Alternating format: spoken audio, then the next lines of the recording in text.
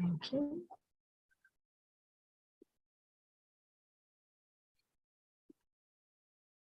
Mike, if you can let folks in from the waiting room. And Sarah, you may begin whenever you're ready. Perfect. Give folks a minute and start on the dot.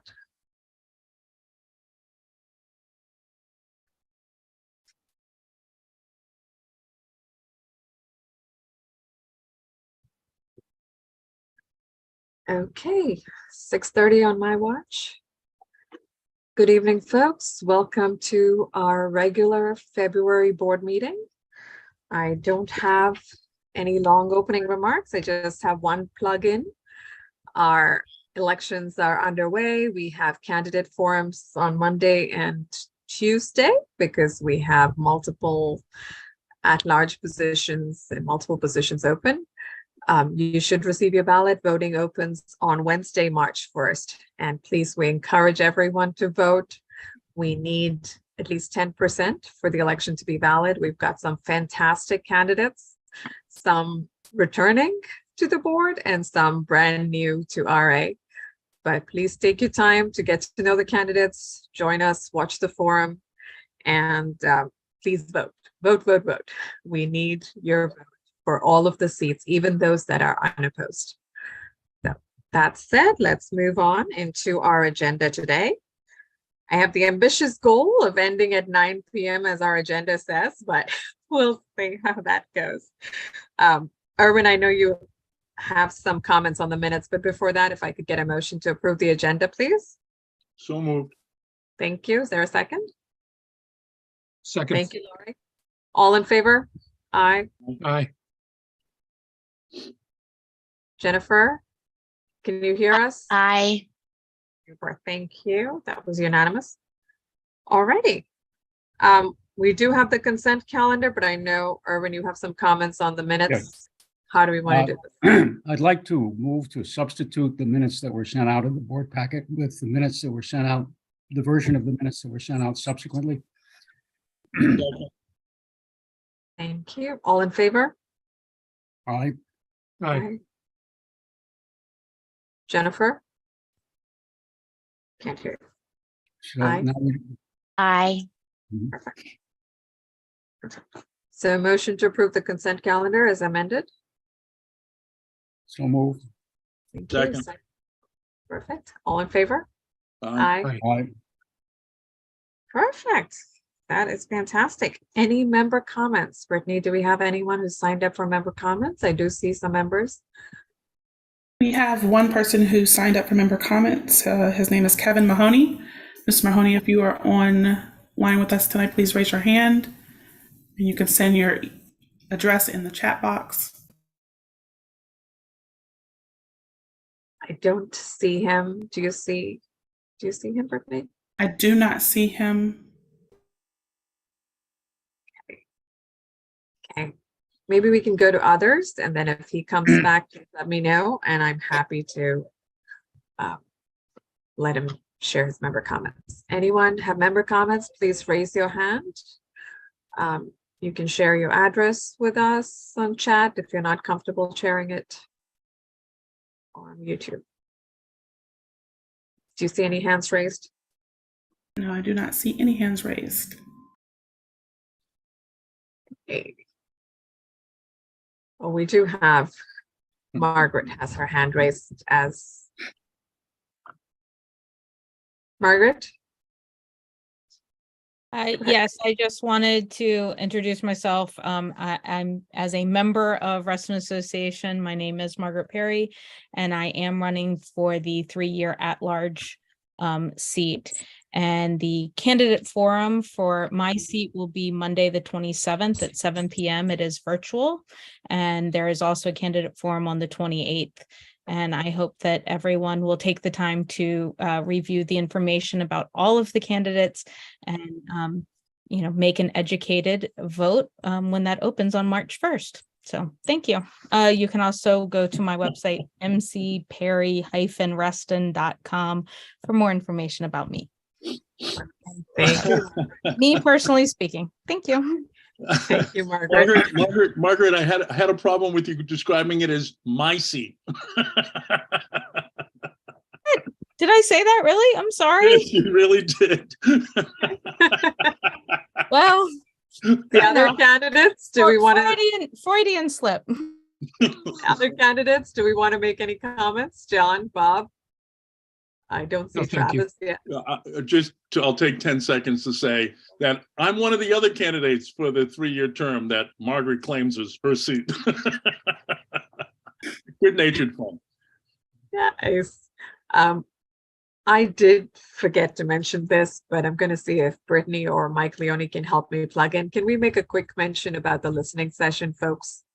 We have 3 listening sessions left. We are midway through. We've had some fantastic listening sessions at North Point, Lake Ann, and Hunters Woods.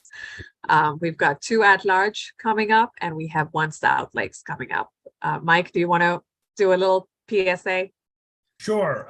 So next Tuesday night, we have a virtual at-large listening session. So members that may have not wanted to go out to some of the in-person sessions, you have your opportunity to participate virtually next Tuesday night. It will be via Zoom, just like we do these meetings. And the passcode and meeting link are available both on the RA website and also on the meeting and events calendar.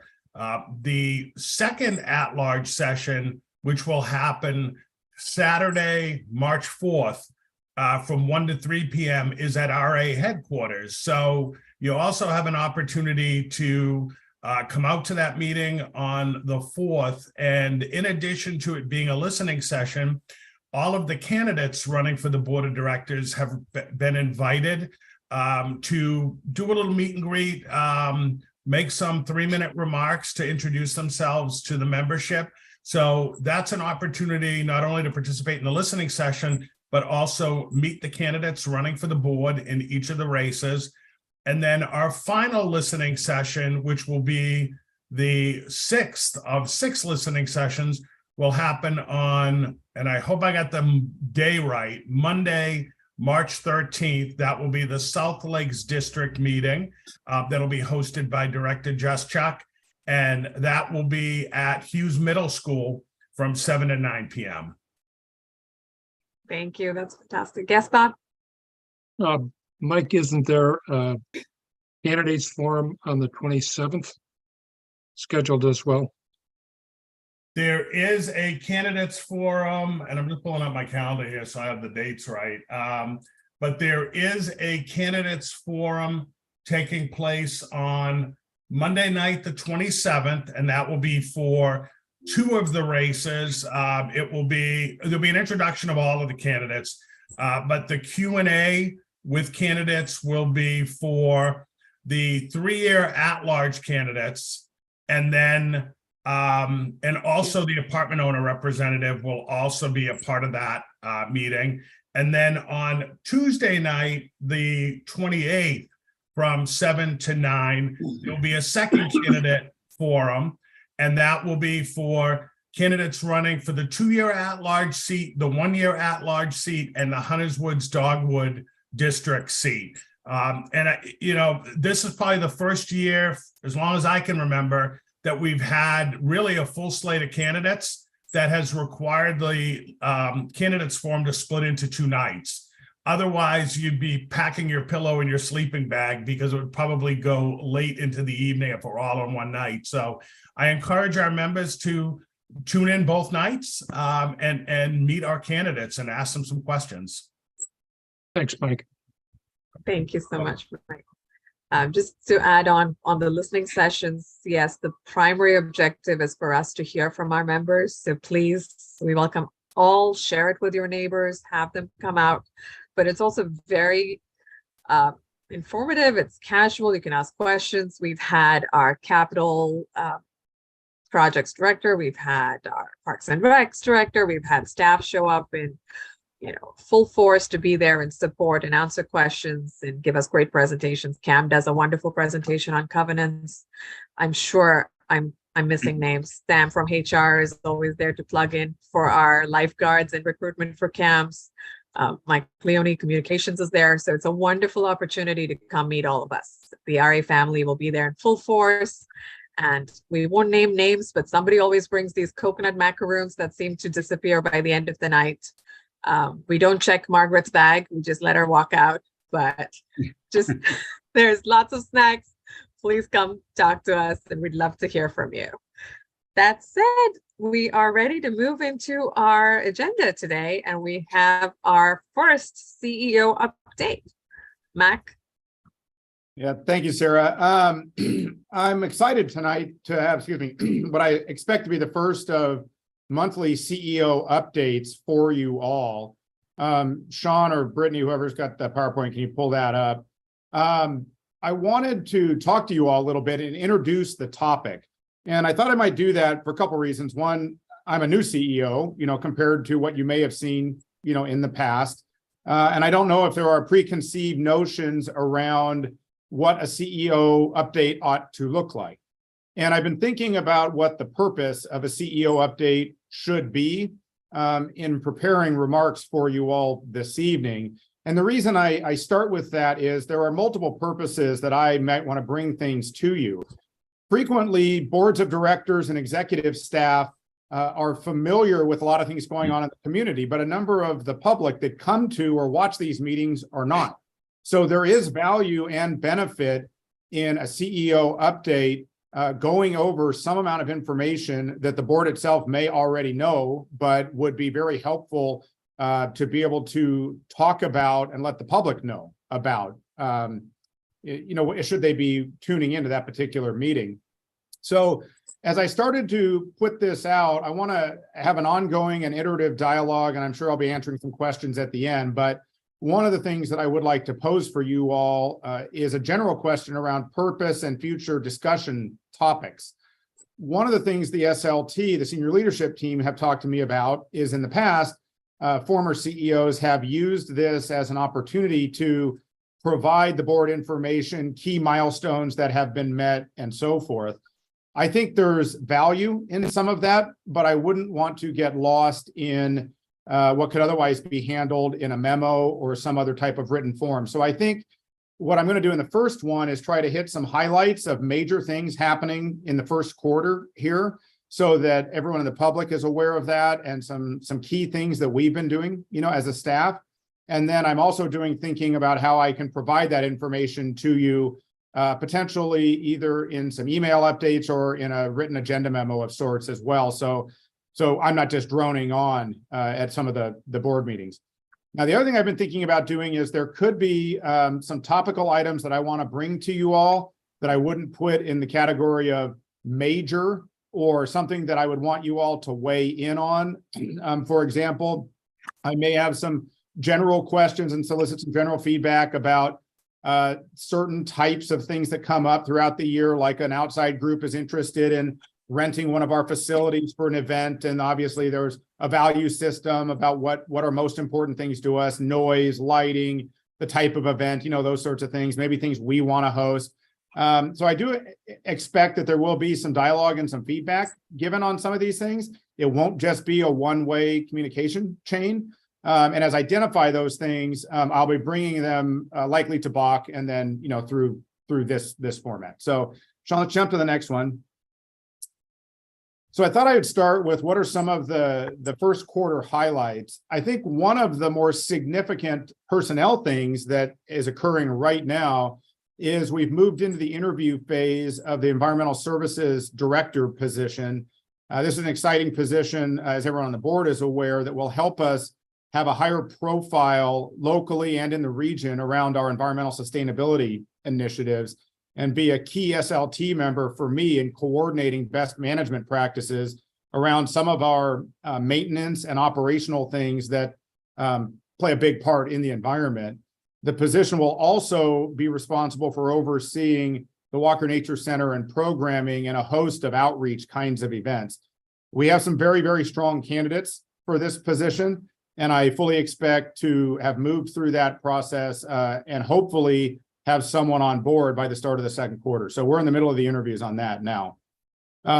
Board obviously heard several things already about the elections, but administering the election for the staff and for Brittany in her first few months here is a major thing that we are undertaking coming up here through the next month and a half or so. And then I thought I might hit applications are open. And I'll just say again, applications are open. And I will parrot Sam and Laura Kowalski. Applications are open for a lot of different seasonal positions that work for us during the height of our season here in the summer. So we are always looking for ways to get the word out about that. So if anyone knows of anyone who is looking for a summertime job or looking for or just wants to help, we have all sorts of things that we could do and have people help out with there. One of the things that I wanted to bring to everyone's attention, this fourth bullet point, when I moved member services into the recreation department, one of the things that I have been thinking quite a bit about, many of you have heard me talk in the past about a basic business philosophy of mine, which is don't make it hard for people to give you money, especially if they want to buy something from you. And of course, we are going through a lot of different work on our website update and a number of other IT processes that might help with some of that remotely. But I'm also doing a lot of thinking about the role of RA and our visibility in the community. And I've been doing some thinking and talking with our member services group and a few of the SLT members about ways that we can get out in the community and reach our members better than we currently are. And I think just being down here at HQ, and particularly just on weekdays, is not as effective as if we went to our members and thought about how we could talk to them about services that we offer, how they can get information, actually give them information, and potentially sell them things. So, for example, when I say point of sale, right now, I think most of the board knows this, but just in case, right now, if you go to one of our aquatics facilities, let's say, and you don't have a pass, you cannot buy a pass and walk into the aquatics facility because we haven't created the opportunity to take money in there. So Laura and I are working on what it would look like to institute a point of sale system that would allow more people to take advantage of our facilities without having to go online or come down to HQ. So more to come on that, but I wanted to introduce the topic. And then the last two, I just want to briefly mention, because I think they're of note. One of the biggest efforts we're going to undertake this year is the community survey. And that is really designed to get at what is the future of RA, what are the needs of our members over time, and how should we be thinking about how we might serve those needs and what it takes to get there. And we're going to be launching that in the summertime. It's at the Parks and Recreation Advisory Committee right now. So more to come on that for the board, but generally speaking, launch in May. And then lastly, and you'll see a little bit more on this when I speak to the annual plan. I have tasked the SLT with the creation of work plans and to audit the different kinds of decision-making processes they have in place now, and looking at internal processes and evaluating those things, largely designed around concepts of how to improve our community service out within RA, but also on how to de-silo and look at how the departments might be able to work on symbiotic things to make the sum worth more than the whole of its parts. So I'll speak to some more of that here in a little bit, and then obviously throughout the year, but that's a substantial thing the department directors are working on. So you will see some of those discussion topics show up in the various committee agendas as those come to you all when you're a liaison, let's say, to the committee. And then I will try to tie it all together in a CEO update. And then, of course, as we get into strategic planning and or the budget process at the end of the year. So Sean, go ahead and jump to the next one. I want to hit a couple of things. I thought, as I mentioned, to hit some highlights. If I went through every single department, you really will hear me droning on. There's a lot of really good work that goes on that our staff are out doing every single day. I do think it is good to focus in and talk about some of those things. So as I mentioned, I plan to focus on one or two, let's say, departments a month. We'll see how time allows. I'll talk to Bach about that. This month, I thought I might just highlight some of our recreation and environmental education services, largely because we're ramping up into the heavy part of the season. So for example, we just opened camp registration and over half full now already. And that's roughly week and a half, 2 weeks or so into being open. So word is out on the street and there's excitement forming, and we're going to be full pretty quick. So put the word out if you know anybody that's interested in getting into the camp program. The aquatics and tennis team members, there have been trainings that have been held, thinking about the different organizations, ways that we have pickleball leagues and tennis and all these different things. So we've been doing a fair amount of work, and there's already excitement. And on a day like today, I am certain, though I was a little bit chained in my office, we probably had a lot of people out there enjoying the facilities that we offer that are open, happen to be open today and usable. The desk attendant positions, those are the positions at the aquatics facilities. We closed those already because of the number of applicants, and right now we're focusing in on the lifeguards and instructors. Now I'm going to put another plug in here around lifeguards. Hiring lifeguards is a big deal.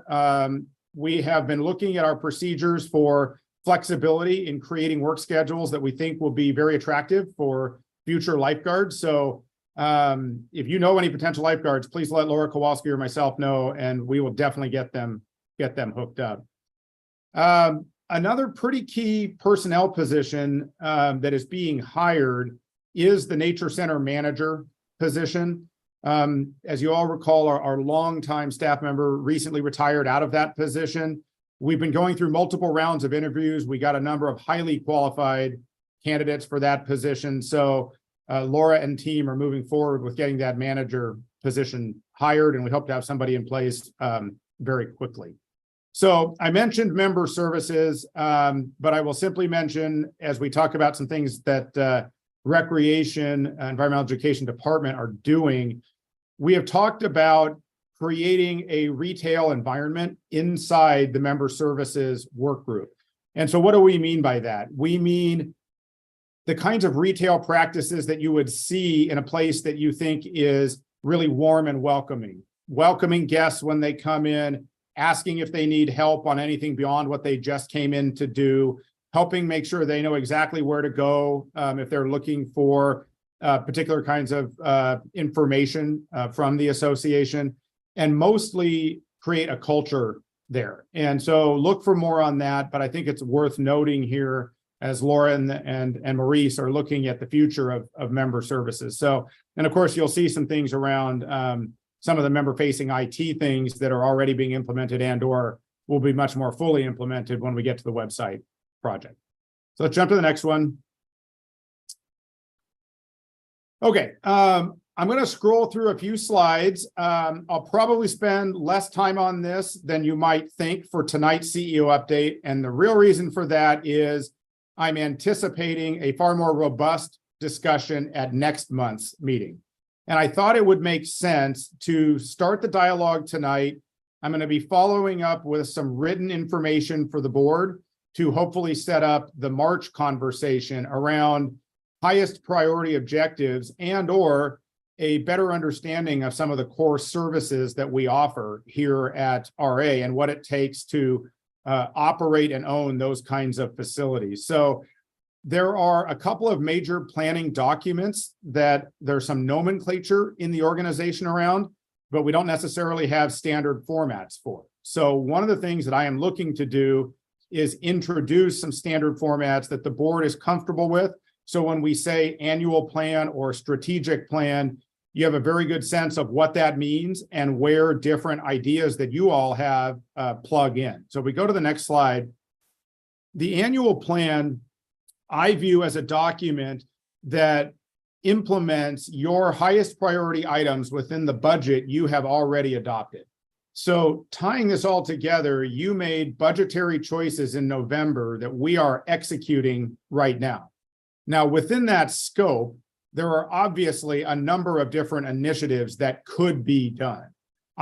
These, by the way, please do not get lost in what's thrown out there. I'm just trying to give you a sense of what some things might look like. So for example, if the board decided communication as a general topic was one of the key objectives to accomplish in 2023 or improvements in that area, or course service evaluation and delineation, these are things that you could all say, yes, we budgeted for those. Now, Mac, what would we do within there? And The reason that becomes helpful for the CEO is when there's a suggestion midstream, say in July, August, or September, of doing something that's not within the scope of some of these key objectives, it allows you all to have an opportunity cost conversation that might be a little bit more organized and deliberate than if you did not have such a document. So if we jump to the next slide, this might be a little hard to read. It's in your materials.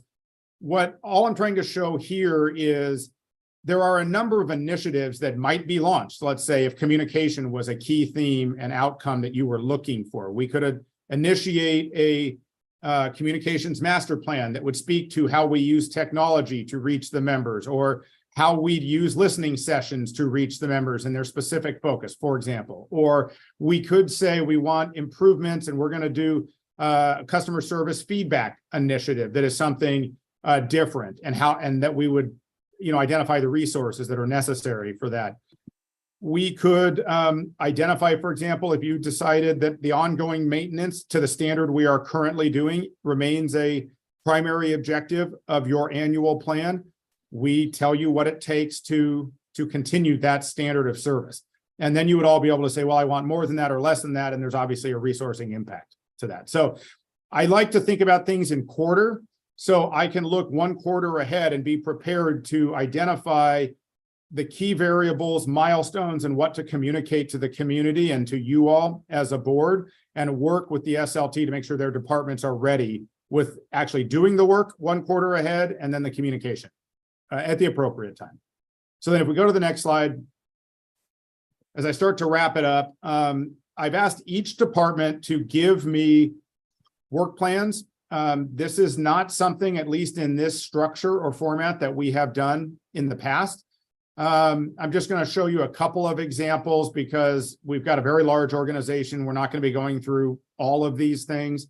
But I do think it's worthwhile to tie them all together so that when we produce an annual plan, you as a board will see where your resources on behalf of the entire community are being spent. So for examples, maintaining 55 miles of trails, 117 bridges, the 15 aquatics facilities, and you can go on and on through this list. This is just one line item out of about 20 or 30 that exist just in the CSF work plan alone. We are tying these things, and you'll see in this one, and go ahead and flip to the next one. It's just another example. Tying these things, the 3,300 to 3,380 you see there, those are the budgetary line item numbers.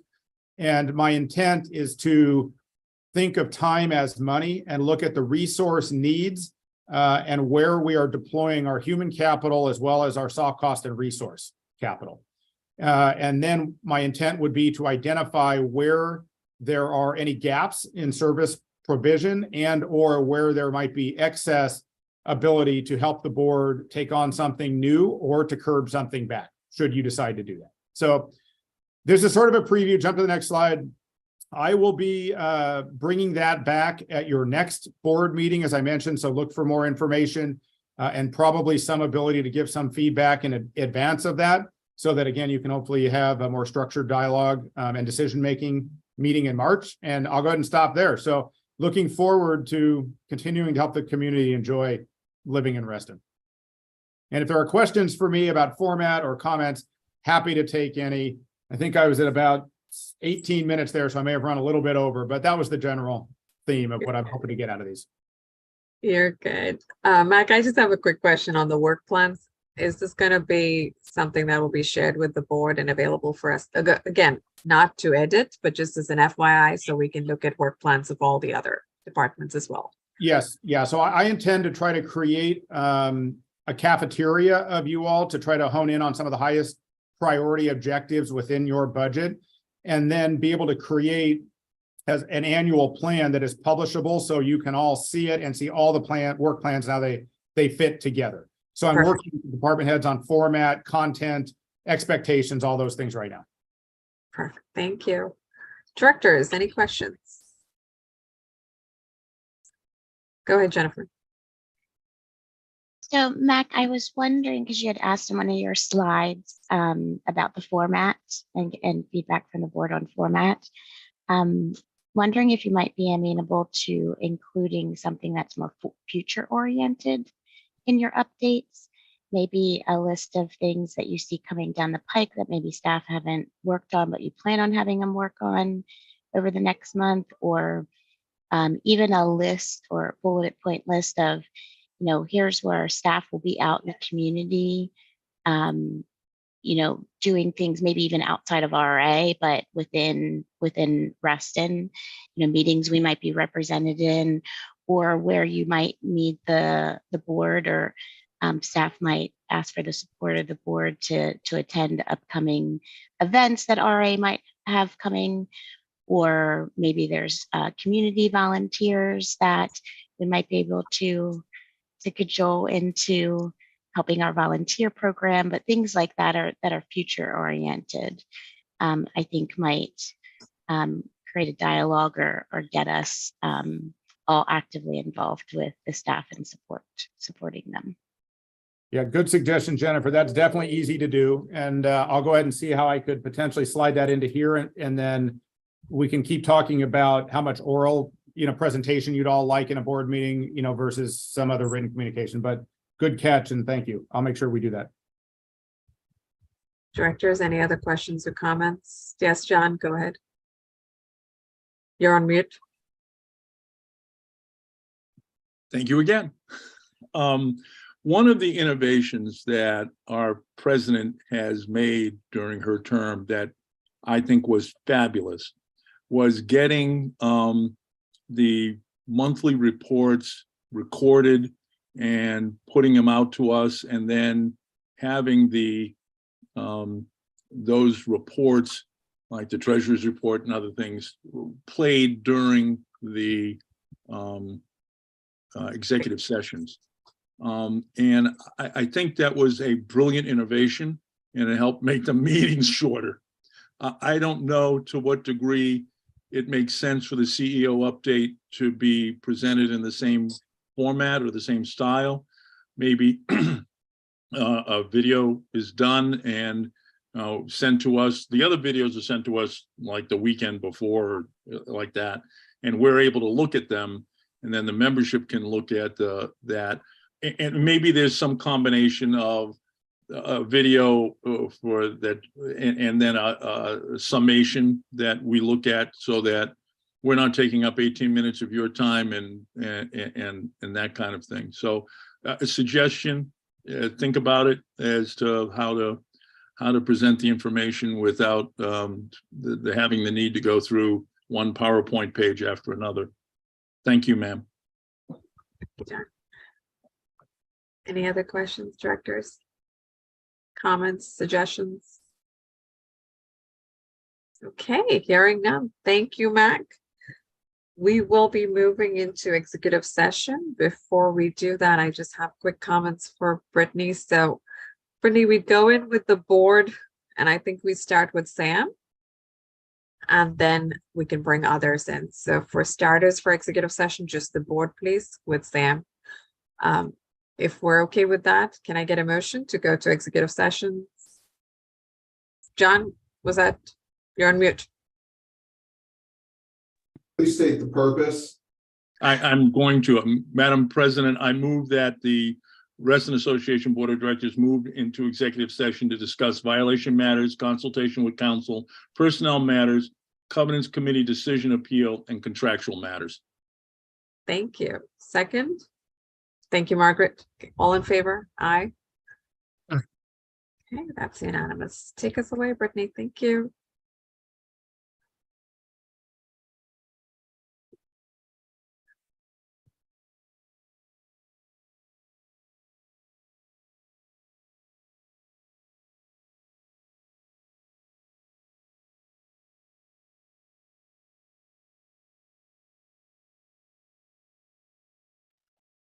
This is the Treasurer's Report for February 2023.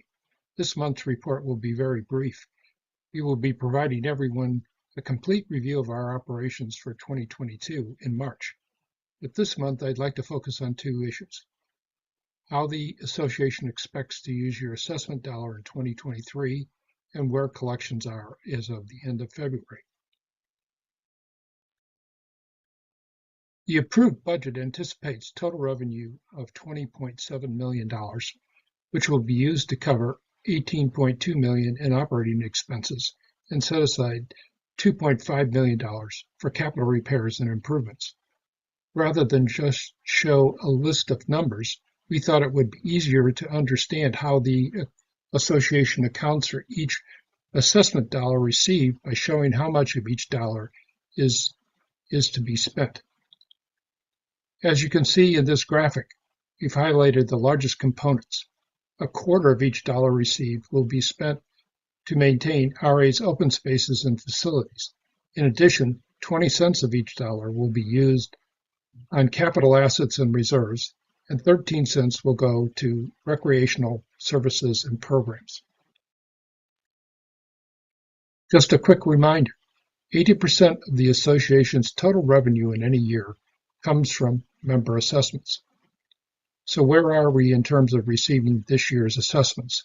As of the end of February, we project that we will have received 70% of the assessments budgeted in 2023.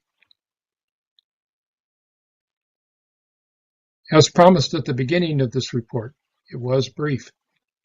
This concludes my report for the month. If you have any questions at all on the financials or budgets, please do not hesitate to contact me at bodpetrine@reston.org, and I will respond to you as quickly as possible. Hello, and thanks for listening in to February's Land Use and Comprehensive Plan update at the Reston Association regular board meeting. First, let's talk about the Reston Comprehensive Plan and the update to the timeline. The county staff report is due in early 2023. The Planning Commission public hearing is set for sometime in the spring.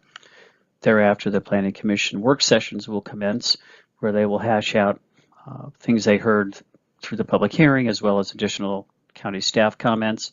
It's anticipated the Board of Supervisors public hearing will be in late spring or very early summer. The link on the slide here will take you to the Reston Comp Plan webpage, where you can find all kinds of information regarding the 2.5-year process, as well as the work of the Community Task Force. Reston Association has recently submitted recommendations to the County Board of Supervisors and Planning Commission regarding the transportation and parks and recreation chapters. On January 24th, the Board of Supervisors reauthorized the Reston Plan Amendment, and a couple key additions that I want to highlight. I'm not going to read the entire slide here. It included the application of equity elements and community health strategies, as well as revised guidance on heritage resources.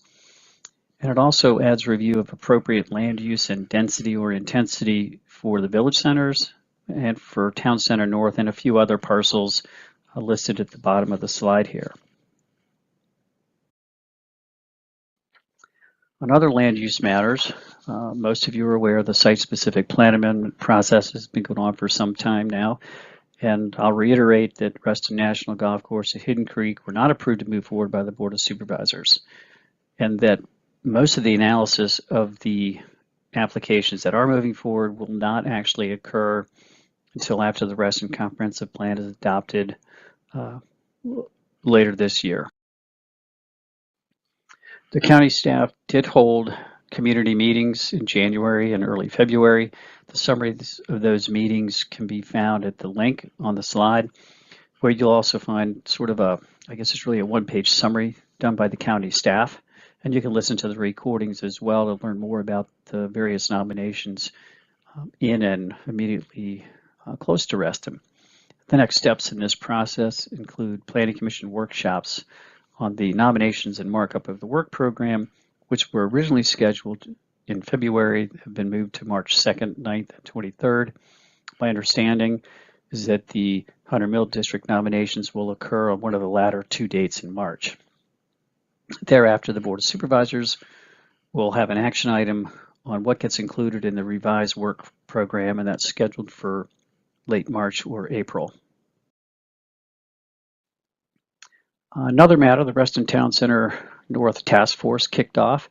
This task force was set up by and reports to Supervisor Alcorn and is made up of members of the surrounding neighborhoods to Reston Town Center North, which is the roughly 47-acre aggregation of land that includes North County Government Center, the library, the police station, etc., west of the Reston Spectrum Center.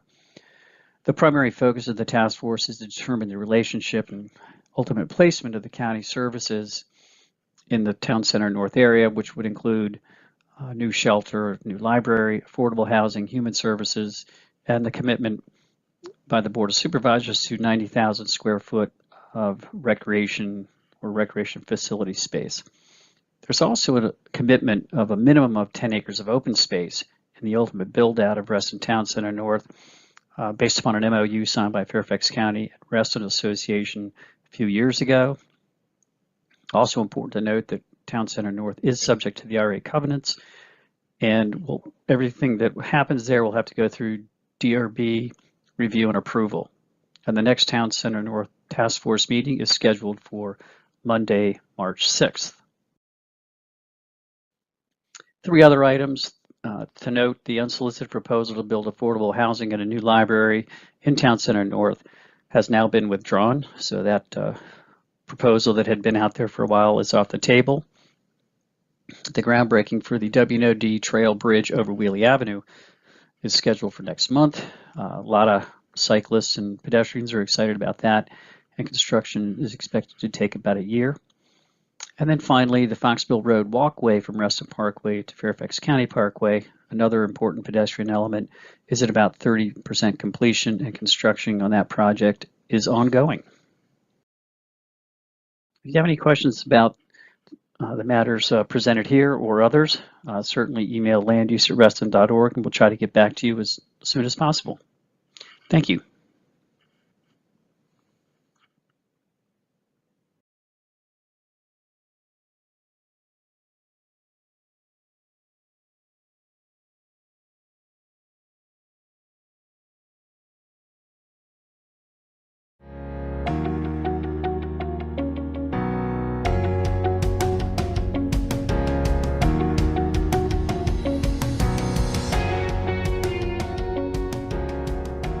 Hi, I'm Larry Butler, and I would like to encourage you to vote in the upcoming RA Board election. The Board is responsible for determining the Association's goals and policies and needs your votes in order to represent the wishes of our community. This spring, Association members will elect 5 individuals to its Board of Directors, 3 at-large, 1 from Hunters Woods Dogwood District, and 1 for the Apartment Owners Representative. Here are the at-large candidates for a 3-year term. I'm John Farrell. As a longtime Restonian, I've raised 4 kids here, actively served on the Parks and Recreation Committee, and for the last 8 months have been a member of the RA Board. During that time, I've championed restoration of Shadowwood Pool and fought for both golf courses. I'm spearheading our first professional survey to better understand your desires for our open space. Please help me continue this work by voting for John Farrell for the 3-year at-large term. Thank you. Hello, my name is Margaret Perry, and I am running for the 3-year at-large board seat with Reston Association. I have learned so much in my time with Reston as an over 12-year resident and 7 months appointed RA board member. Reston is a wonderful and diverse community, and I want to work with RA members to help define what the future of Reston Association should look like. I intend to assist RA with meeting the needs of our current members while continuing to maintain and improve our programs and facilities for future generations. Please vote.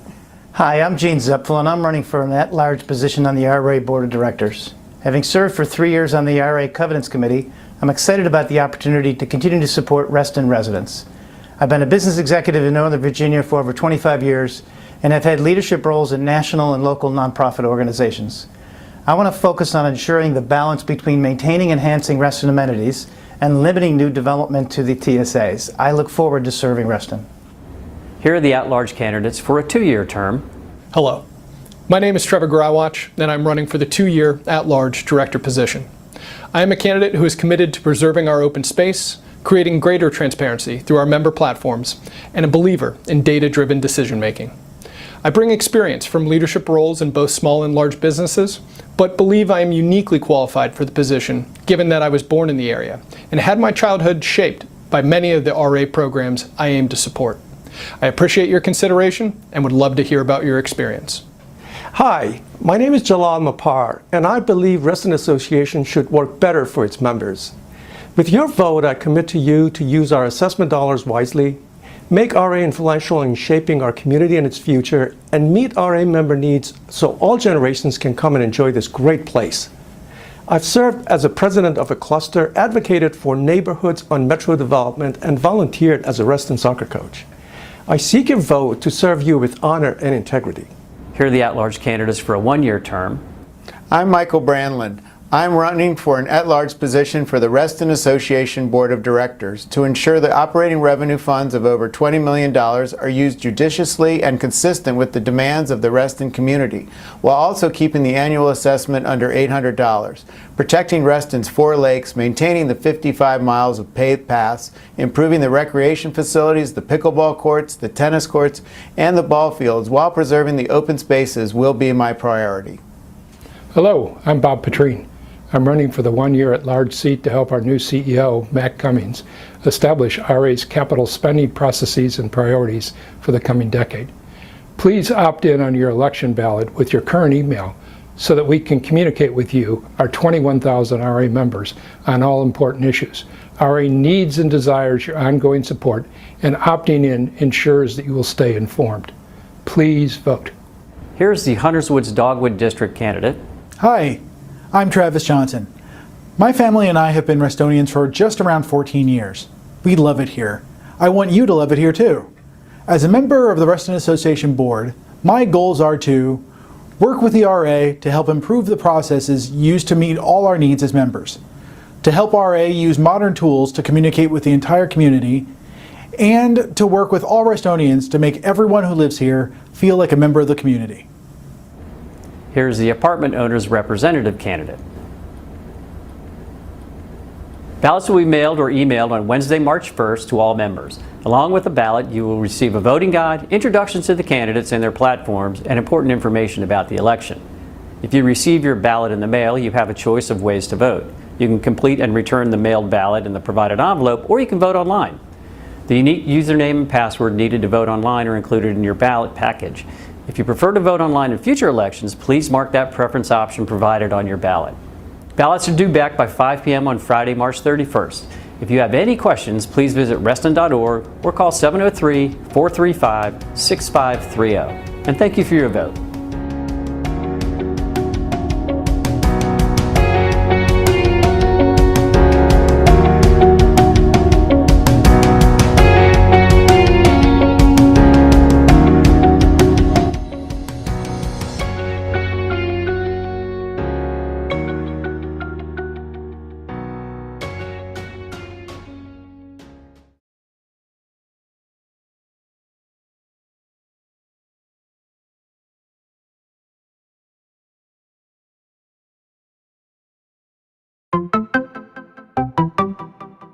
The Reston Association Board of Directors wants to hear from you, our members. Your feedback, thoughts, and concerns matter. From mid-February through mid-March, the RA Board will be hosting a series of in-person and virtual listening sessions to hear from you. For the first time since the start of the pandemic, District Board Directors will host in-person listening sessions in their specific district. And RA's at-large directors will be hosting both an in-person and a virtual one for members who wish to participate virtually via Zoom rather than in person. Directors will share updates on a variety of district and community-related topics, but more importantly, they want to hear your feedback. Come, join us, and be an active member of Reston Association. We look forward to seeing you.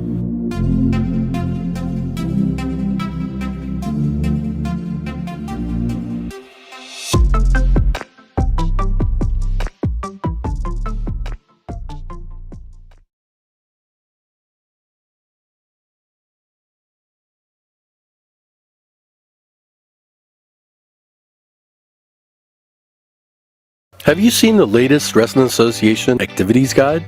What's inside? You can find out about everything, including the RA Recreation Pass and all the benefits that come with it. Our pools and aquatics programs, from SUP yoga to safety certifications. Once you pick up the Activities Guide, you won't put it down until you're having some fun. We have tennis and pickleball lessons for all ages, not to mention our drop-in tennis and adult leagues. We also have a wonderful scholarship program. Check inside the Activities Guide to find out more. We have many events throughout the year, including children's events, adult activities, and 55-plus trips and tours. And our senior movie day? Well, that returns later this year. Would you believe we have a community yard sale that fills up an entire parking lot? And it happens twice a year. Learn about that in this activities guide. Do you love the wooded areas around Reston as much as we do? Then join us at the Walker Nature Center and explore all the wonderful programs that connect you with our amazing wildlife. We have events here for all ages, from raptors up close to campfire weenie roasts, and even opportunities for scouts. There's something for everyone. Camps! Are you ready for camps? With 17 camp programs, we've got your kids covered this summer.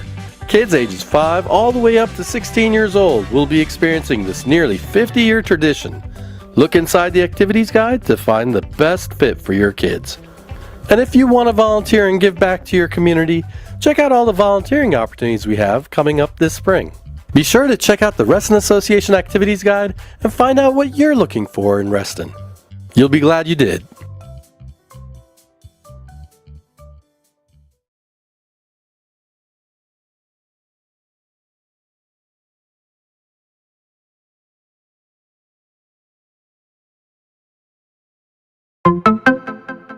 Hello, Reston Association members. Starting March 1st, you will be receiving the 2023 election materials in the mail or email. Please be on the lookout for this information as we have 9 candidates running to serve you. It's easy to vote, and you'll be glad you did. If you haven't already met them, there's a chance to join us at one of 2 Q&A style candidate forums, one on Monday, February 27th, and another on Tuesday, the 28th. Both will begin at 7 p.m. on Zoom. Links with more detailed information can be found in the description section below. Remember, the RA Board is responsible for making decisions on your behalf, and that of more than 65,000 members that live here in Reston. Your vote matters. Look for the voting materials coming to your mailbox this March 1st.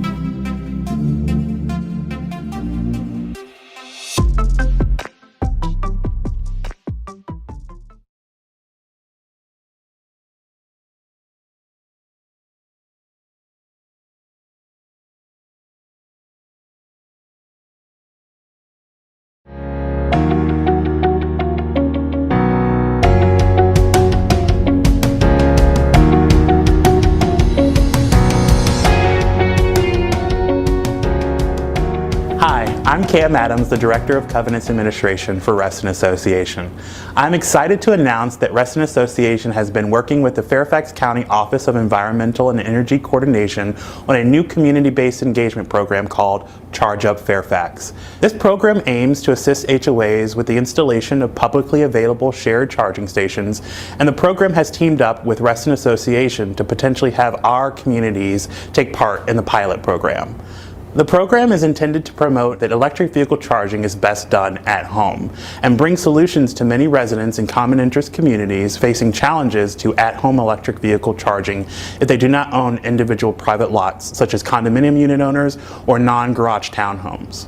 A brief overview of the planned program was provided at a meeting held on November 9, 2022 at Reston Association headquarters. The pilot program envisions a 3-phase approach to the installation of electric vehicle supply equipment in HOAs, starting with the HOA exploration phase to the engagement phase, and then finally the implementation phase. If funded, the program will provide participating associations with a reimbursement grant of up to 1/3 of the installed cost of the electric vehicle charging station, with a cap of $5,000 per HOA. The program is still in its planning stages, with more details on how HOAs can apply coming sometime this spring.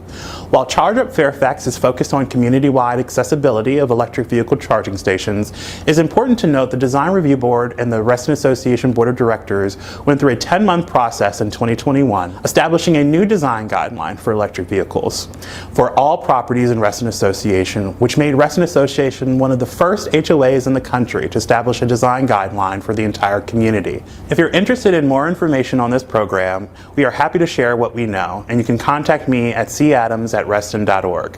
If you're interested in installing an EV charging station for your own home, please contact your Covenants advisor at 703-435-6530.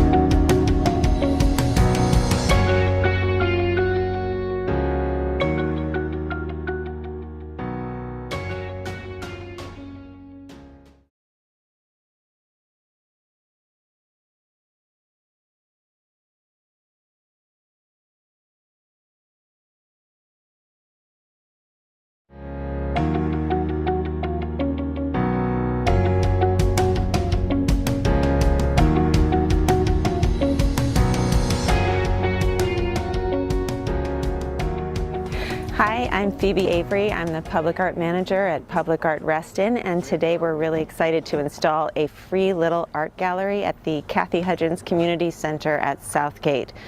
This is a public art amenity that's free to everyone in the community to use to inspire creativity, to put their art in, to take a piece of art, or just to enjoy looking at it. These are called free little art galleries, or flags.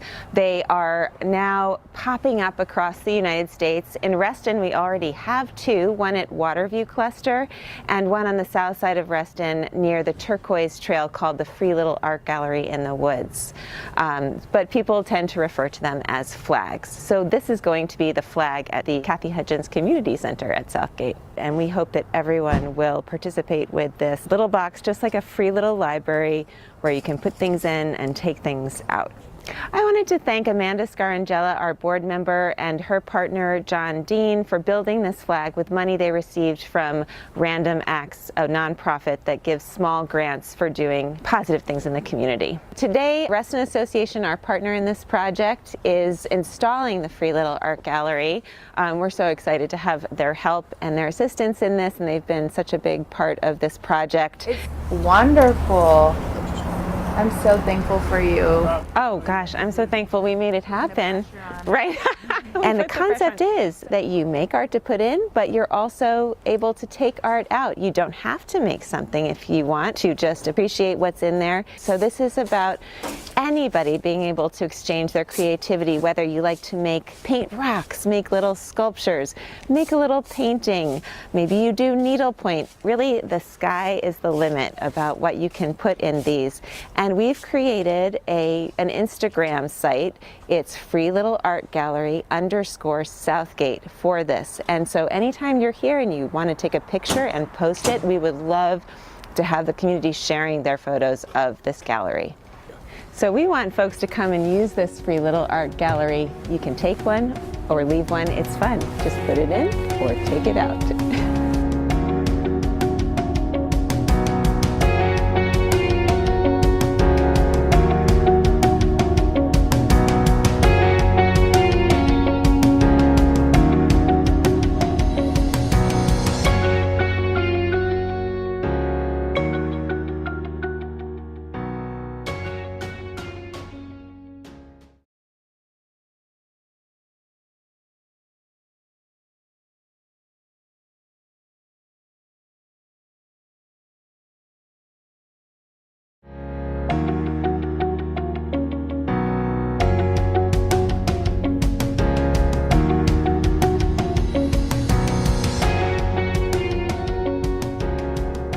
This past fall, Fairfax County opened its site-specific plan amendment process, which allows landowners and others to nominate properties for a change in comprehensive plan designations.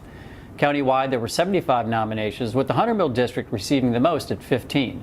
The nominations generally reflect changes in overall land use, such as higher density residential development or providing more flexibility to existing uses, such as adding mixed-use options similar to the development currently underway near the Wheelie Metro Station.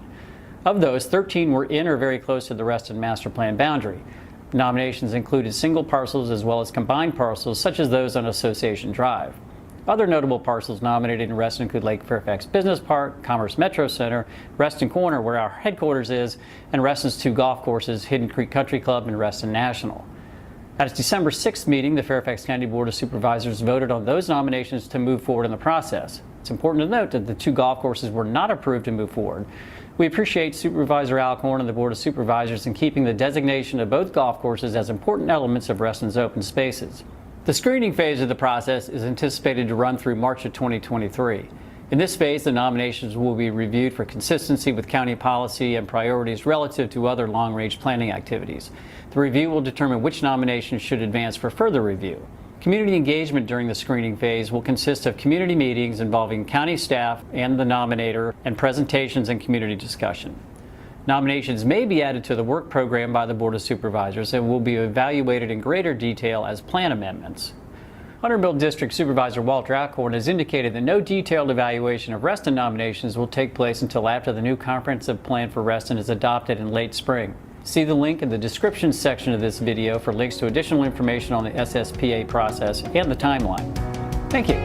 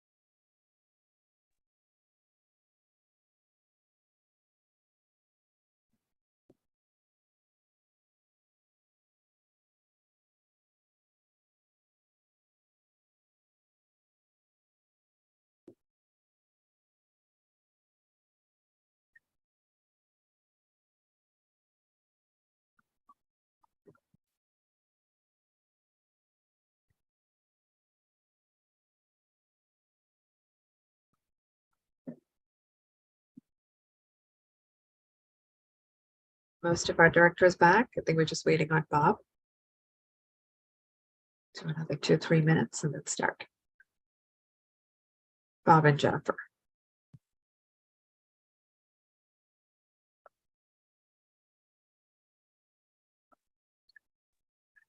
I'm here, Sarah. I'm Thank here. you. Okay, thank you. I think we're just waiting on Bob then. While we're waiting on Bob. Bob's here there he too. is. Everyone's here. Okay. All righty, Bob. So cleansing motion, Yes, please. hopefully I've got it correct. The Board of Directors certifies to the best of each present member's knowledge that only those matters appropriate for an executive session of personnel or legal nature are heard, discussed, or considered during the executive session.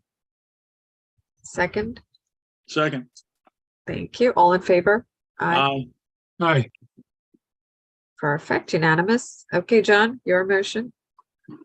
Madam President, I move that the board approve the February 1, 2023 Legal Committee recommendations. Second. Second. Thank you, Bob. All in favor? Aye. Aye. Unanimous again. Lori, yours. You're on mute. Sorry. Sorry about that. No worries. Addressing the appeal regarding 1940 Winterport cluster. The board has considered and we uphold the enforcement action of the Covenants Committee to the extent that we will require all the plantings on the property, including the invasive ivy, to be maintained within the bounds of the member's property. However, it is overturned in that we will not require removal of the ivy from the member's property itself. Of course, anything outside that property is to be removed as part of the maintenance, which is required. Second. Thank you. All in favor? Aye. One is unanimous as well. Perfect. Thank you. Moving on. We have a few items on our list in the main agenda. The first thing is the board calendar. And directors, you'll see two different calendars proposed in your board packet. The first one is the calendar as is, where we have the BGC on Thursdays prior to the BOC meeting. And the second one is a proposal that Brittany has worked on to give us at least a week between BGC and BOC, because the BOC packet, the BOC is a Monday meeting, and the BOC packet needs to go out Friday at noon. And the BGC meeting is usually Thursday night. So for staff and for the BGC chair, the turnaround has been traditionally, it's not just this year, every year, I think it's been difficult to get it in time. Hence the suggestion. If you're comfortable with the other calendar, we can adopt. Madam President, I move the adoption of the alternate calendar. Is there a second? Thank you, Margaret. Any discussion? Go ahead, Jennifer. There's a 2 dates for May, but it doesn't have an April date for the full board on the second one. We don't So have. I think we need the April initial meeting date, or just to remove so that there's not 2 May dates. Correct. I think the May 25th date, if you can remove that, please, Brittany. We don't have a meeting in April. Okay. John, are you okay with the amendment? I'm It's just- thrilled. Perfect. Okay. All in favor? Aye. Aye. Fantastic. Thank you. That was easy enough. Unanimous. And Brittany, you have the changes. You're good with it? Perfect. Cam, your show. Awesome. I'll try and make this easy. We can do questions, or I can go through each resolution. Which would you We've prefer? all read it. I think we have questions. Erwin, you want to start? I know you do. Yes, go ahead. Erwin, you're on mute. Sorry. And while he's unmuting, I just wanted to confirm that the DRB did approve the 2 changes that are written in the memo. Perfect. Thank you. There are several places in the proposal in which notifications are given regarding decisions of the DRB. And certain people are required to act within 7 days of the mailing of the notice. And for me, that's problematic. It's problematic because of recent issues with the post office, where we have seen that mail has been significantly delayed. And secondly, if there are weekends in between or anything of that nature, and mail is not delivered or there's a holiday, those days are counted as part of the 7. There's no break given for that kind of thing. And so therefore, either it is possible that the person to whom this notice is directed may not receive it within the 7 days of mailing, or may receive it with only 1 or 2 days in which to react and respond. And that, I think, is unfair. Thurman, what are you suggesting? What number would you be comfortable with? I would say 7 days from the receipt. I am certain that when you send this out, you have some way of determining when it is delivered. The post office does provide that information depending on how you send it out. And so I would say 7 days from the date of receipt. Cam? We rarely ever mail decision letters from the DRB. I think I've done it twice since I've been here. Well, but it's in the regulation. I would be No, comfortable if we just made it 10 10. days. Yeah, is that okay? Or even if you want to say 10 business days, but I don't know. Go ahead, Lori. Sorry, you were saying something. No, I was going to suggest 10 days. Arwin, are you okay with that? 10 days from the date of mailing or 10 days from the date of receipt? From the date of mailing, which is much easier to determine. Well, and if you do 10 business days, that actually gives them extra time regardless. 10 We're okay business with days is fine with me. 10 business Cam, you're days from the okay? date of mailing. Yeah. 10 business days. Cam, you okay with that change? Suggestion. Totally fine. Okay. Go ahead, Jennifer. I just want to make sure that my concern is I don't want to shorten any of the periods in which we're part of the resolution. So when you guys are talking about 10 business days, is that for all of the number of days? Because the resolution has lots of sections with days, number of days. I think he means wherever it says 7 business days. Replace all of the 7 days with 7 days. the Yeah. 10 business days. It only says that once. It actually does say it twice, I believe. Twice. I think it says it in 2 places.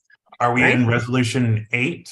Or is it, could you specifically delineate what portions of the resolution you are Yep. requesting to be changed? I'm on 5 appeals, point I. Okay, And then BI. okay. We will change the 7 references to 10. Perfect. Thank you. So you're in resolution 5 only, not the changes in resolution. Sorry, I'm trying to follow along with what you're talking about, but I want to make sure. You're just on resolution 8, number 5. Is that what you're referring to? What I'm referring to as appeals, yes. Yes. I believe there are other sections in which the dates were shortened, and I would like to go back to the old number of days. So sometimes it said 10 days, sometimes it said 15 days. I Could really we- don't think we should be shortening any of the days. And I understand that these are sent out, things are sent out electronically, and there's a lot more, immediate understanding. But when people are going through this process, we have to also understand RA is going through this process as well. Clusters are going through this process. I think that the number of days throughout the resolution at least gave groups of people that have to come together and make a decision some time to do that. And as you guys know, we only meet every 30 days. I mean, we'd have to do an appeal rather quickly. We have 2 days that we need to call a meeting before. I would imagine clusters that are affected by this would, be hard pressed to meet the 7 or 10 or 15 days already. And when you're submitting paperwork to the DRB, as we all know, it requires more than just sending an email and saying, I want to do this. You have to, write out why you're doing it, which is outlined in this resolution. So I'm against reducing any number of Thank days. you. Okay, thank you, Jennifer. Lori, I think, had her hand up. Go ahead, Lori. I would just say that, at my listening session, I heard more frustration about how long approvals take. Yeah. And so I don't think we have a problem as much of moving forward too quickly. We have the opposite problem of things moving too slowly through RA. So I'm happy with the proposal, even if some of the times are shortened rather than lengthened.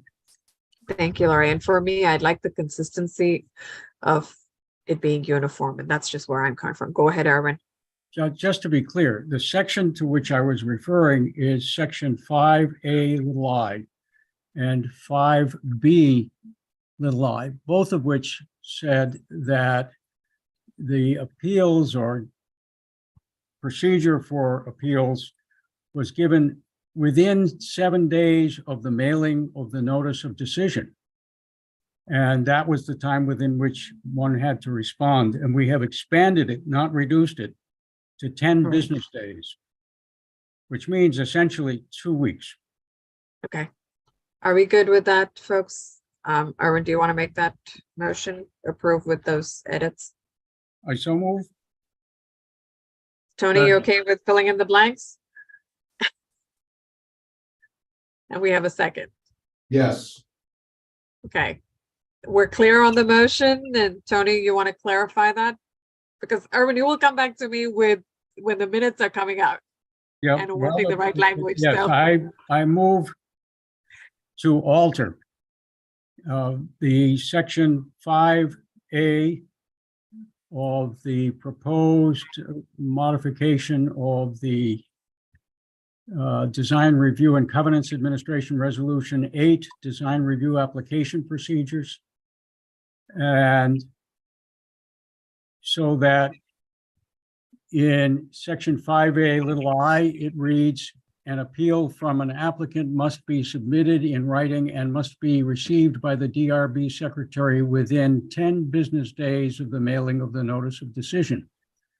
And in section 5B(i), it shall read, appeals of staff and consultation level decisions may be made by requesting in writing within 10 business days of the mailing of the notice of decision, review by a panel, and then subsequent stays the same. Madam President, can I inquire of my good friend? Sure. As I understand your motion, it is that we adopt the revised Resolution 8 with the 2 amendments that you just read. Is that's your motion? Well, my motion is to amend what is being proposed by the. But there, Correct. You're accepting the there has to be, somebody has to move to adopt Resolution 8 as proposed by the staff. And so I'm asking you to put the 2 things together so it's clear what we're doing here. That's fine. I move to adopt and to amend in the fashion I just indicated. Thank you. That way Cam has something he can work with. The last one who wants to extend this meeting any longer, but Erwin, I just have one more place where there is a 7 business days. Someone has to second, but go ahead. Where? I did already. I did John already. did. Yeah, I already John did. seconded, and we're in discussion. Okay. Cam, can you help me? Design review applications has the 7 days somewhere that I thought I saw. Yes, it does. It's section 2G. Oh, Jesus. II. It's the last sentence. Any member wishing to register as an effective party must submit a completed Yes. effective party statement form or written statement 7 days prior to the review of the application. That was specifically designed so that we would get it a week before the meeting. How do we feel about it? And so, you know, we post the applications a week before the meeting. So that's the intent. Okay. That is, they have plenty of notice beforehand to file, I assume. Okay. Do they not? The 7 days is simply a time limit by which they must, the board must receive it. I have Tony and then Jennifer. Tony, go ahead. I'm just going to test to see if the board has an appetite for this. Move to accept the resolutions as presented with the modification replacing any reference to 7 business days with 10 business days. It is Not the 7 one you days, just not 7 business days. Sorry, 7 days with 10 business days. Yes. It also appears, by the way, in section, which is I forgot to mention.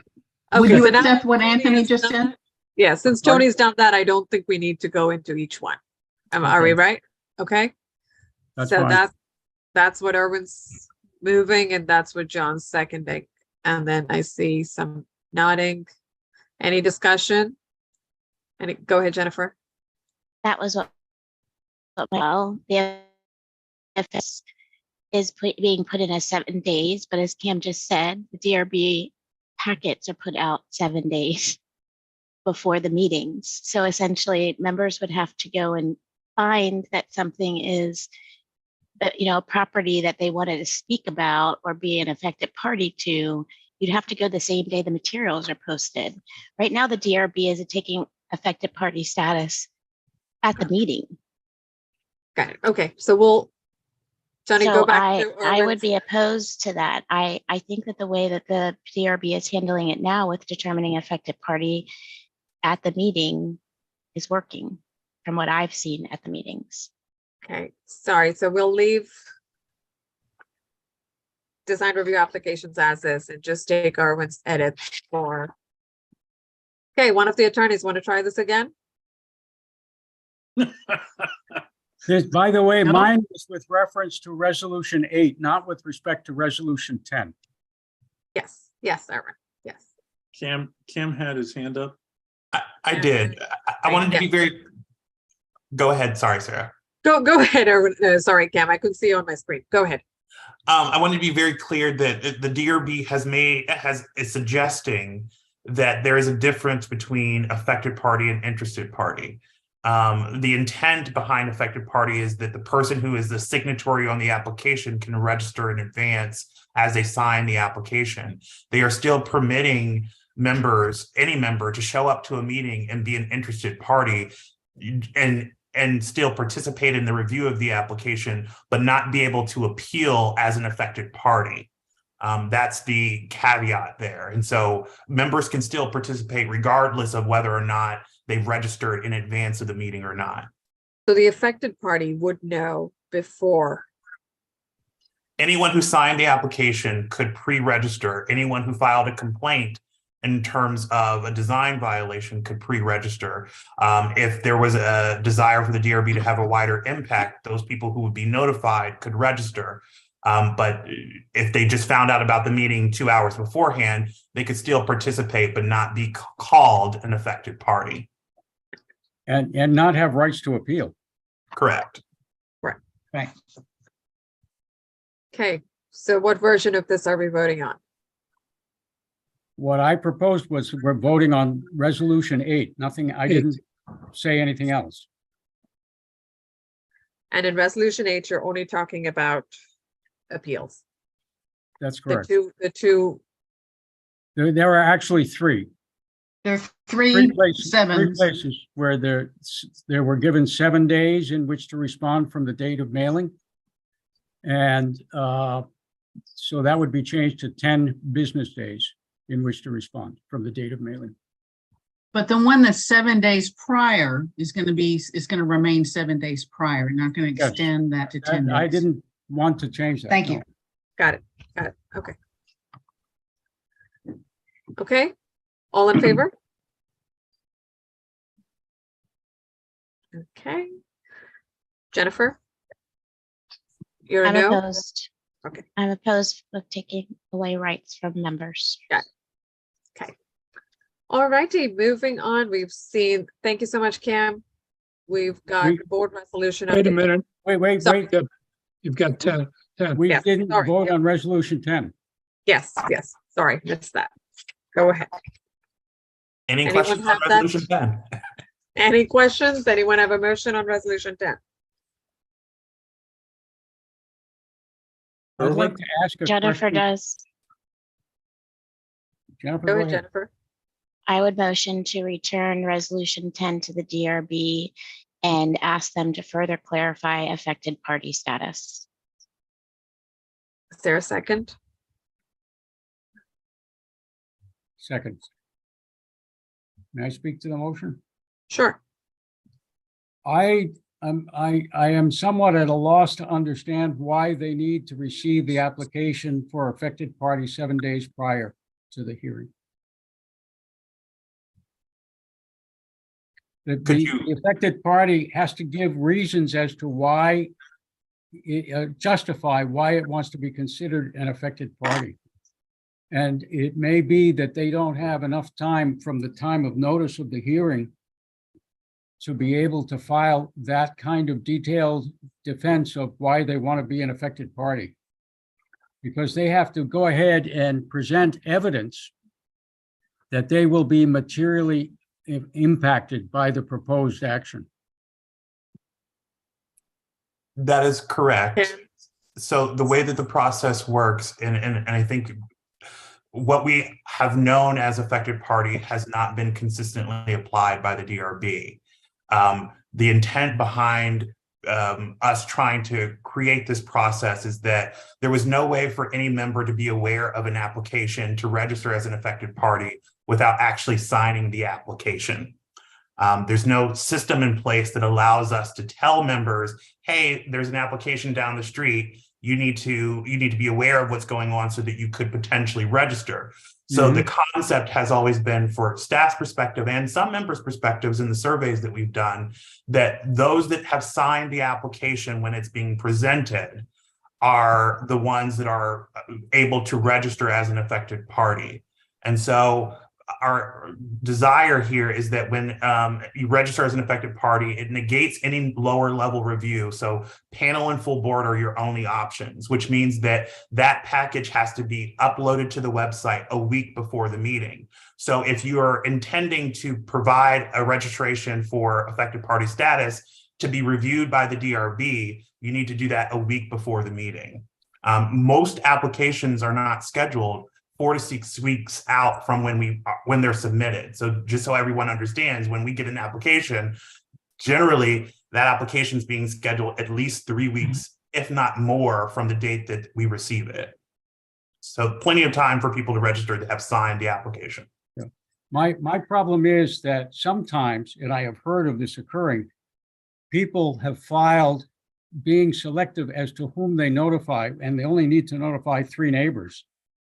As to whom they notify, and in that way attempt to avoid an affected party status being given to someone else, so that they get very little notice and don't file for affected party status. That is correct. And that's playing games. It goes both ways, though, and that's why we've presented this, because members are giving us feedback, giving the DRB feedback, that members are holding up their applications because they can register as an affected party. There are applications that we are reviewing that have taken 9 months to go through the process simply because someone registered as an affected party. So I want to be very mindful of the fact that we know that there's some concerns related to people being able to register as an affected party, but the only difference here is that you can either appeal the application as a registered affected party or still participate in the review. And we're not avoiding or not providing members the ability to still participate in the review of the application if they don't find out about it until the day of. But you are denying them the opportunity. Okay, Erwin, let's see if anyone else has any comments or questions on this, and then we can call about. Folks, any questions or comments on the motion on the table? I threw the motion. I just wanted to say, in addition to Erwin's concerns, the other reason I put the motion on the table is because I think that we need to be more clear on who gets affected party status. For just to give you an example, it is not clear if Reston Town Center North comes, before the DRB, is someone in, in Laura's district or my district, affected party. We're not adjacent to them, but does anyone think that Reston Town Center North plans are not going to affect you as a homeowner? I'm pretty sure we probably would all say yes. And I'd like to see things like that clarified in the resolution. Okay. Cam, can I call the vote and let's see where it goes? Okay, all in favor? Could you repeat the motion, please? Go ahead, Jennifer, repeat the motion. Just so I make sure that I'm. Sure. Was to return resolution 10 to the DRB for further clarification of affected party status. Thank you. Okay, all in favor?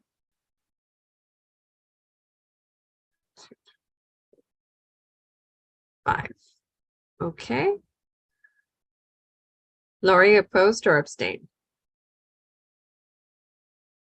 Sorry, you're on mute. Sorry, I said opposed. Opposed. Okay, one opposed. I'm going to abstain on this. Okay, motion passes. Sarah, go ahead. can I Jennifer. request when these come back that someone from the DRB also be asked to attend our meetings so that we can converse with them? Thanks. Yeah. Bob, the DRB liaison. One of you, are you Sure. comfortable reaching out to Michael Wood to have them? If they would like. Okay. Okay. Anything else? No, are we ready to move on?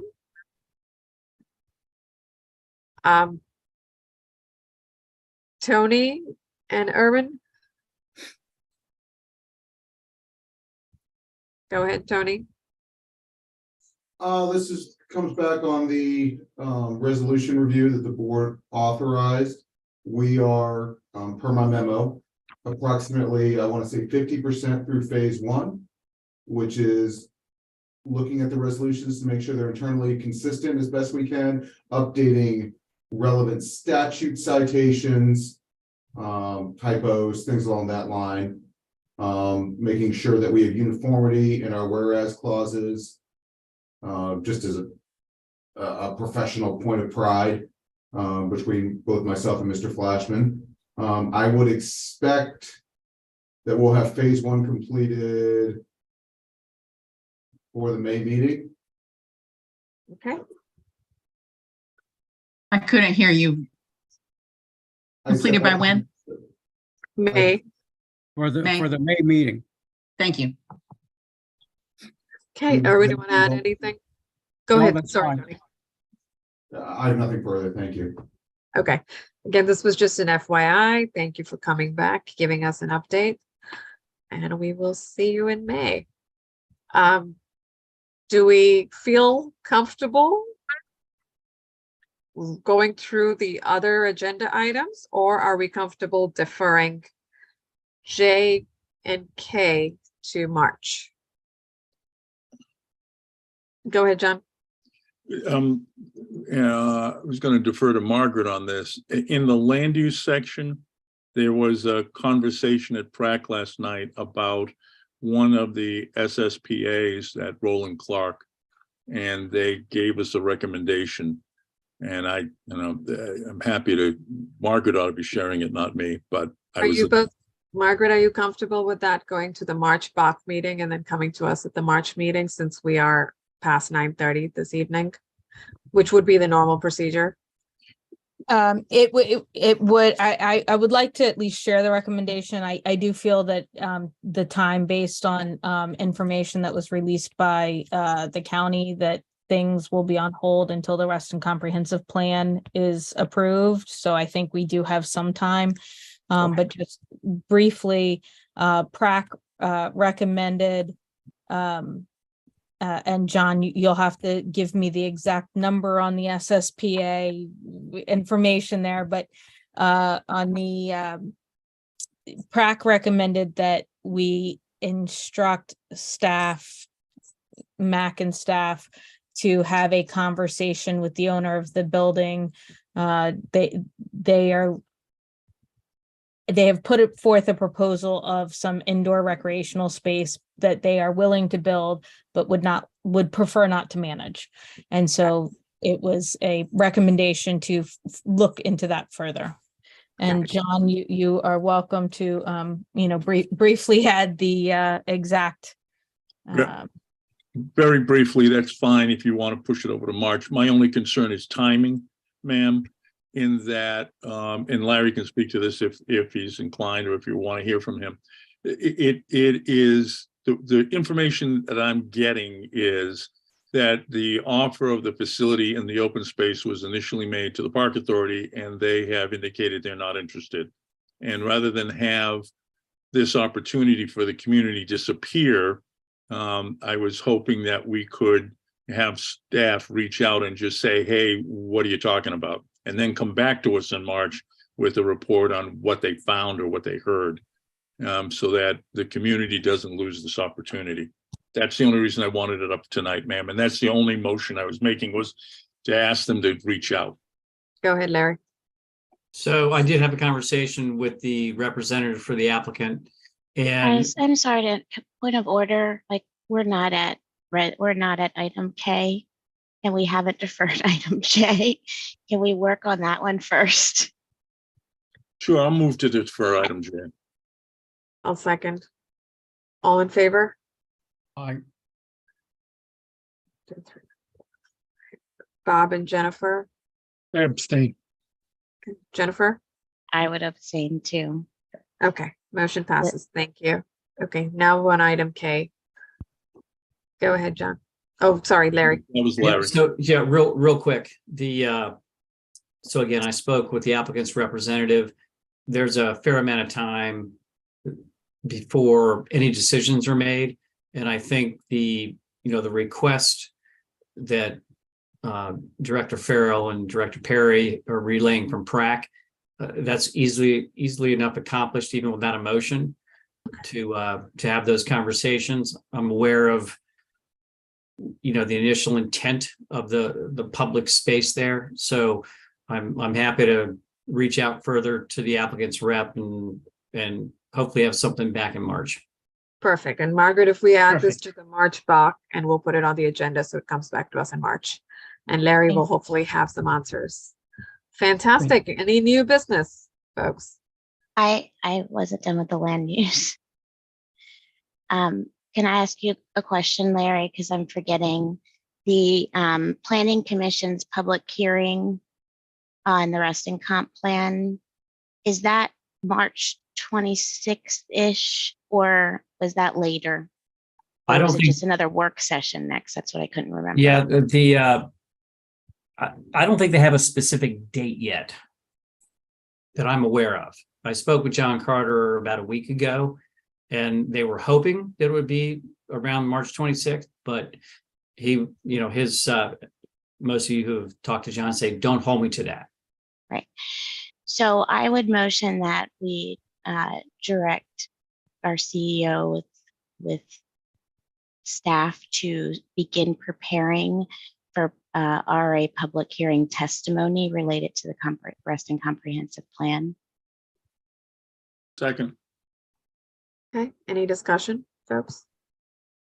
Okay, all in I do favor? have- I'm sorry. My understanding is we've already mailed our comments to the, okay. Can we each get a copy of that? No, Larry? please. Please. I think we did share it, and we can share it again, Larry. This is, Yeah, we sure. did it a while back. Can you resend it out to the board, please? Thank you, ma'am. Thank you. All in favor? Aye. Okay, that's unanimous. Motion passes. Any other?